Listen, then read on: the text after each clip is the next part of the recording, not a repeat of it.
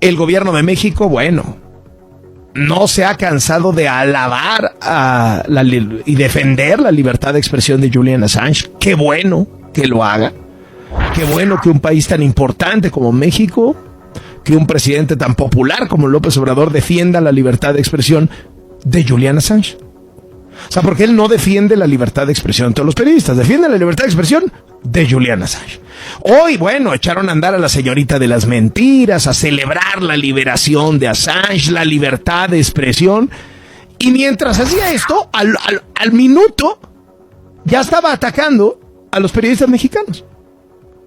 Concretamente le dedicaron un rato de la mañanera, pues a uno de los temas favoritos del presidente, que es pegarme a un servidor. Pero dice López Obrador que no me persigue. Por eso, volvieron a confirmar que la unidad de inteligencia financiera, la UIF, está investigando a Latinos, a Víctor Trujillo, a mi esposa y a mí.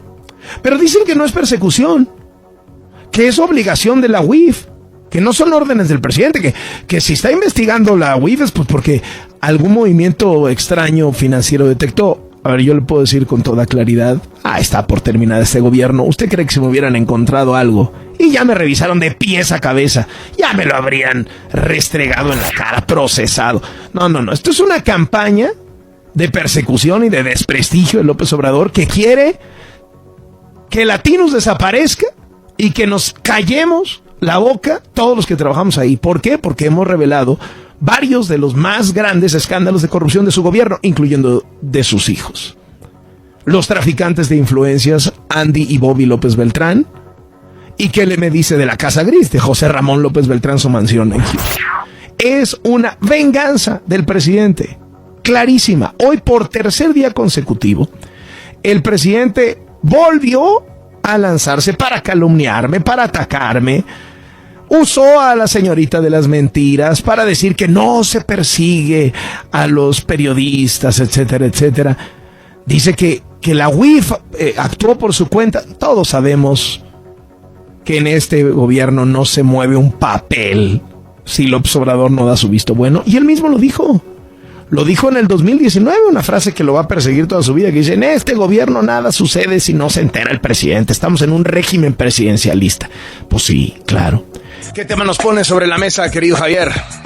¿Qué tal, Carlos? Buenas tardes. Pues la nota de ayer, la liberación de Julian Assange en el Reino Unido después de pues una década y media de entre encierros y asilos y estar un poco a salto de mata por toda la polémica, pues que ya se ha repasado mucho, pero que también pues tiene una conexión mexicana, ¿no? Con esta obsesión que tiene el presidente López Obrador con Julian Assange, y que prácticamente mató todas las ironías López Obrador a lo largo de los últimos años con este caso. No nada más evidente, ¿no?, que se ha apuntado de cómo el presidente se erigía como paladín de la libertad de expresión pidiendo la liberación de Julian Assange, pero aquí en México acosando periodistas, que tú conoces muy bien ese caso, Carlos. Esa, digamos, es la ironía más evidente, pero no es la única.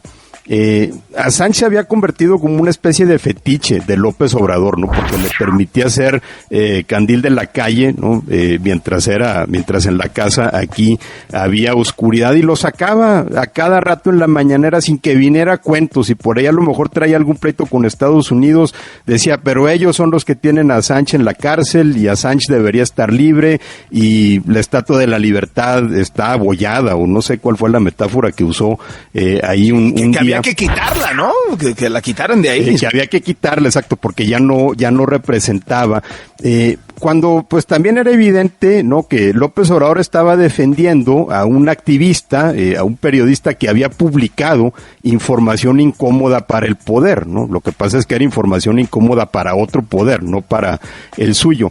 Pero yo me enfocaría en dos detalles que quizá pasaron desapercibidos para López Obrador, pero que realmente dan cuenta de la hipocresía con la que trató el caso de Julian Assange.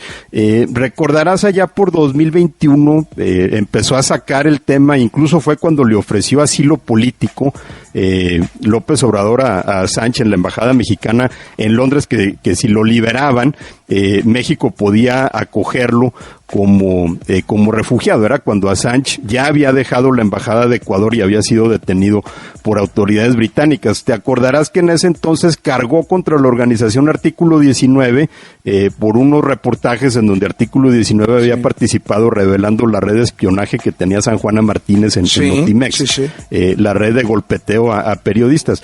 Y López Obrador se le fueron ahí, por ejemplo, dos detalles que en su momento, pues sí revelaron la ignorancia que tenía del caso. Uno, que Artículo 19 venía promoviendo la defensa legal de Assange por lo menos desde 2010, probablemente desde antes de que López Obrador supiera quién era. Esa organización había sido una de las principales que estaba abogando porque Assange no fuera detenido, y dos, que una consejera de Artículo 19, incluso que fue durante un par de años consejera de la Oficina de México, Jennifer Robinson, es la abogada principal de Assange. La mujer que sacó a Assange de la cárcel formó parte importante de una organización a la que el presidente atacaba porque obviamente no le gustaba el activismo que estaba haciendo aquí en México. Y otro detalle que también pasó por esas fechas, cuando López Obrador le ofrece asilo a Assange, probablemente no sabe que pudo haber contribuido a que Assange pasara más tiempo en la cárcel del que debió haber estado, porque hacia finales de 2020, principios de 2021, por razones de salud, el gobierno británico empezó a considerar liberar a Julian Assange bajo fianza y que pudiera enfrentar en libertad la extradición desde Estados Unidos. Después de la experiencia con Ecuador, no se veía que ningún país estuviera dispuesto a ofrecerle asilo hasta que López Obrador abrió la boca. Fue en ese momento cuando las autoridades británicas pues le dieron carpetazo a considerar esa idea, pues ante el temor de que Assange, dejando la cárcel, fuera a correr a la embajada mexicana, y eso pudo haber contribuido a dejarlo encerrado más tiempo. Entonces, si tomamos esto en cuenta, pues vemos que a López Obrador en realidad nunca le importó Julian Assange, ¿no? Solamente lo sacaba cuando le convenía. Y claro, para ser candil de la calle, ¿no? Famoso. Exactamente, o sea, era por como cierto, una especie es el mismo método que usó el también izquierdista bolivariano de América Latina, Rafael Correa, en Ecuador, ¿no? Exactamente, cuando Correa le ofreció este asilo político a Assange, ¿no? Porque le permitía entonces erigirse como defensor de la libertad de expresión mientras él estaba en Ecuador aprobando, prácticamente utilizando su mayoría para aprobar una ley muy restrictiva de la libertad de expresión y la libertad de prensa en Ecuador, que ya fue derogada. Pero incluso el sucesor de Correa, Lenín Moreno, fue el que votó a Julian Assange de Ecuador, porque Assange desde la embajada ecuatoriana seguía dirigiendo las operaciones de hackeo de Wikileaks en países con los que Ecuador no quería tener problemas. Entonces, digamos que ahí fueron más pragmáticos. Pero sí, Assange ha sido pues un referente muy útil para gobiernos autoritarios, ¿no? O para gobiernos que persiguen la libertad de expresión, porque les permite cómodamente enarbolar una causa que a ellos no les afecta. Muy distinto sería si Wikileaks estuviera hackeando al gobierno mexicano. A ver qué estarían haciendo, ¿no? Si Guacamaya Leaks hubiera sido Wikileaks,